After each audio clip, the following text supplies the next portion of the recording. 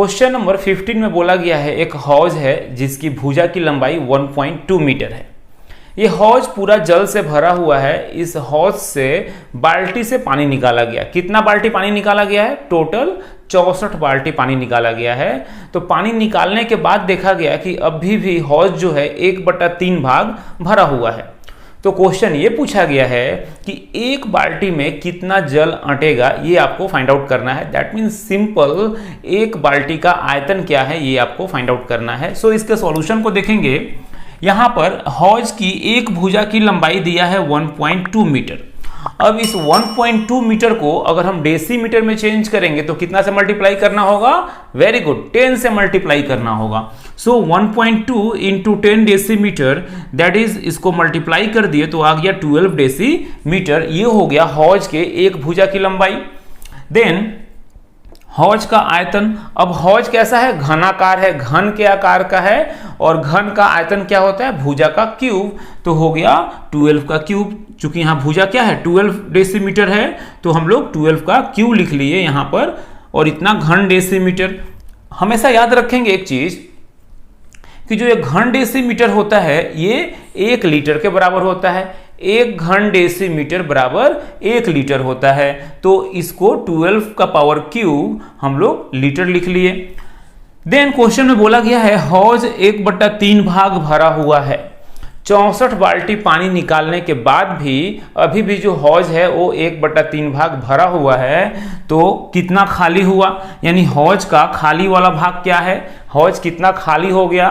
तो हमेशा एक हौज जो है वो कंप्लीट उसको 1 माना जाता है। अब उस 1 में 1/3 क्या है? अभी भी भरा हुआ है। तो उस 1 से 1/3 को माइनस कर लेंगे तो कितना भाग खाली है ये निकल जाएगा। तो यहाँ 1 को इस क्या लिख सकते हैं? इस 1 को 1/1 लिख सकते हैं। तो 1 और 3 का लसअप आ गया 3। अब 1 से 3 को डिवाइड करेंगे 3 टाइम में, और 3 से 1 को मल्टीप्लाई किए तो 3। फिर 3 से 3 को डिवाइड किए 1 टाइम में, 1 इंटू 1 इज 1, और दैट इज 3 - 1 इज 2/3 भाग। यानी इतना भाग जो हौज है वो क्या हो चुका है? खाली हो चुका है। तो इसको खाली कौन किया? तो 64 बाल्टी ने किया। यानी जो 64 बाल्टी से पानी निकाला गया वो क्या होगा? इस 2/3 भाग के बराबर होगा। अब यही अकॉर्डिंग टू क्वेश्चन में लिखा गया है कि एक बाल्टी का जो आयतन है उसको 64 से गुना कर देंगे तो क्या निकल जाएगा? 64 बाल्टी का आयतन निकल गया। और यही किसके बराबर होगा? 2/3 भाग हौज का आयतन। यानी जो हौज का आयतन है उसके 2/3 के बराबर होगा, क्योंकि हौज से जो पानी निकाला गया है वो 64 बाल्टी से ही निकाला गया है। अब एक बाल्टी का आयतन हम लोग वैसे ही लिखे, 64 भी वैसे कॉपी कर लिए। यहां पर देखेंगे 2/3 और हौज का आयतन कितना है? 12 का पावर 3। उसको हम लोग यहां बैठा दिए। देन एक बाल्टी का आयतन, अब ये 64 उधर जाकर क्या होगा? डिवाइड, ये 2/3 लिख लिए।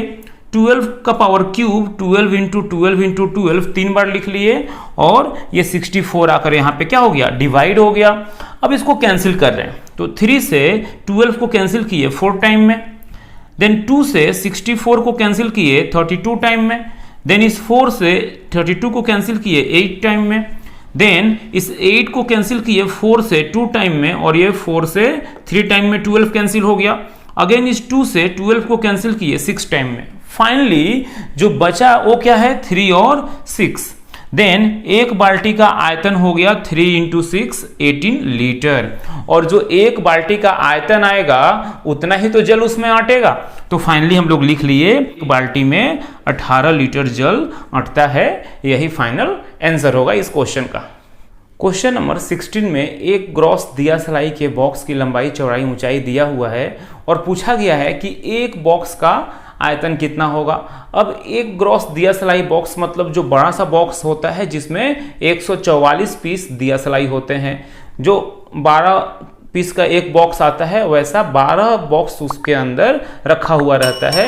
यानी जो बड़े वाले बॉक्स है उसका लंबाई, चौड़ाई, ऊंचाई हमको दे दिया गया है। तो पूछा गया है कि जो छोटा सा बॉक्स हम लोग घर में यूज करते हैं, मैच बॉक्स, उसका आयतन कितना होगा। देखते हैं इसके सॉल्यूशन को। यहाँ पर लंबाई दिया है, चौड़ाई दिया है, ऊंचाई दिया है। तो हम लोग एक ग्रॉस दिया सलाई के बॉक्स का क्या निकाल लिए? डायरेक्ट आयतन निकाल लिए। यानी जो बड़ा वाला बॉक्स होगा उसका आयतन। लंबाई गुना चौड़ाई गुना ऊंचाई, ये आ गया बड़े वाले बॉक्स का आयतन। अब बड़े वाले बॉक्स में 12 पीस का बॉक्स रहता है, बड़े वाले बॉक्स में 12 पीस का बॉक्स 12 पीस रहता है, तो 12 गुना 12 कर दिए और ये हो गया एक दिया सलाई के बॉक्स का आयतन। आप डायरेक्ट यहाँ पे 144 भी कर सकते हैं, क्योंकि जो बड़े वाला बॉक्स है उसमें टोटल 144 पीस दिया सलाई होता है।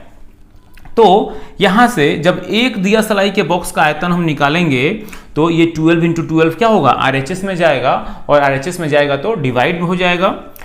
यहां से डेसिमल को हटाए हैं तो 10 × 10 × 10 आ गया। अब ये 12 × 12 डिवाइड में हुआ है। यहाँ पे सबसे पहले 4 से 7 टाइम में कैंसिल किए और 4 से 3 टाइम में 12 को कैंसिल किए, 3 से 15 को 5 टाइम में कैंसिल किया गया, अगेन 3 से 9 को 3 टाइम में और 12 को 4 टाइम में इसको मल्टीप्लाई किया गया तो आ गया 105/1000 × 4। अब देखिए यहाँ पे घन डेसीमीटर है, नीचे 1000 है, तो 1000 से चूंकि डिवाइड किया जा रहा है तो अगर घन डेसीमीटर को हटाकर सेंटीमीटर में लिख दिए तो ये 1000 रिमूव हो जाएगा, क्योंकि सेंटीमीटर से डेसीमीटर में चेंज करने के लिए 10 से डिवाइड करना होता है, और यहाँ पे घन है इसलिए 1000 से डिवाइड करना होगा, तो इसका रिवर्स कर दिए तो डेसीमीटर से सेंटीमीटर में चेंज हो गया।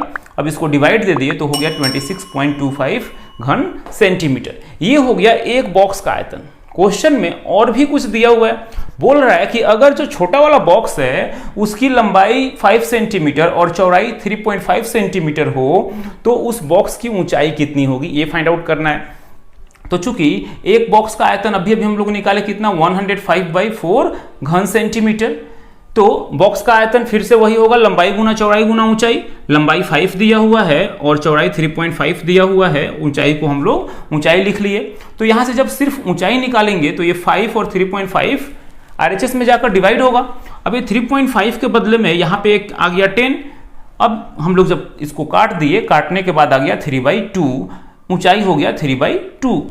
अब इसको क्या लिखेंगे सेंटीमीटर में। अब 3 को 2 से डिवाइड किए तो आ गया 1.5 सेंटीमीटर, यानी कि बॉक्स की जो ऊंचाई होगी वो हो जाएगी कितनी, 1.5 सेंटीमीटर। ये एक बॉक्स की ऊंचाई हो गई और यही क्या हो जाएगा इस क्वेश्चन का आंसर। अब यहाँ पे दो आंसर होगा, एक तो हो गया बॉक्स जो है उसका आयतन हो गया 26.25 घन सेंटीमीटर, और जो एक बॉक्स है उसकी ऊंचाई हो गई 15 सेंटीमीटर। ये दोनों ही क्या होगा इस क्वेश्चन का सॉल्यूशन होगा, आंसर होगा।